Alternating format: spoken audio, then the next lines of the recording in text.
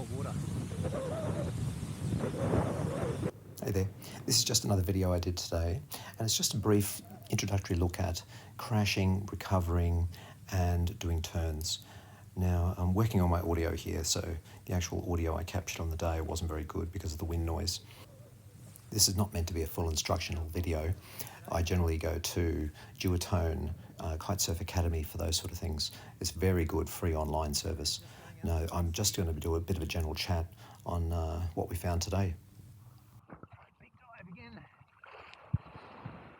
With kitesurfing and kite foiling, you've got to start somewhere.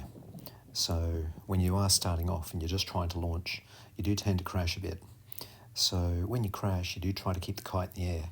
And unfortunately, I crashed and the kite hit the deck. So you've got to struggle a bit to get the kite flying back up again. So once you get the kite up, that's your first priority. And then you go and grab the board, put the board on your feet. I use a reel leash, that way the board can't float away from me.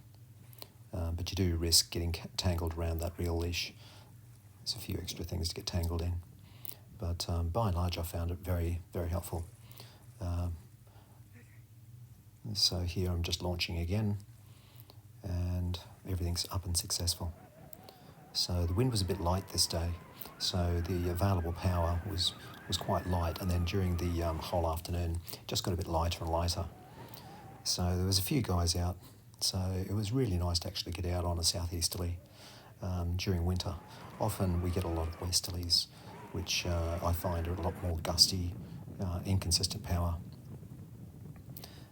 So coming up here again, you're trying to do a nice smooth turn, and then sometimes the board just spins out from underneath you. More likely I just cavitated, but you can see with this crash I actually kept the kite flying. So the advantage with that is a much quicker restart. So with the previous one I actually edited that, so it took me around 10 minutes to get back up on the board. This one probably more like 30 seconds. So trying to enjoy much nicer glide, nice afternoon. So I haven't been out for a few weeks, so probably about 4 weeks. And so we don't get out very much during winter. And it's not because it's cold, it's just because the wind availability is not as good as it is in summer. So we're pretty lucky really in Brisbane that we can get out and go kiting, and I think it was 21 degrees in the middle of winter. So we're pretty lucky, nice blue skies. There's quite a few guys out. It was a full wetsuit weather though, and by the end of it your toes are pretty frozen. But it was a lovely afternoon. So because it was a bit light, there was predominantly kiters. There was one windsurfer, mostly kiters, and a couple of guys came out on the wing foils. So the wing foils generally need a little bit more wind, otherwise you're having to work those foils really hard, work the wing very hard, try to get up on the foil.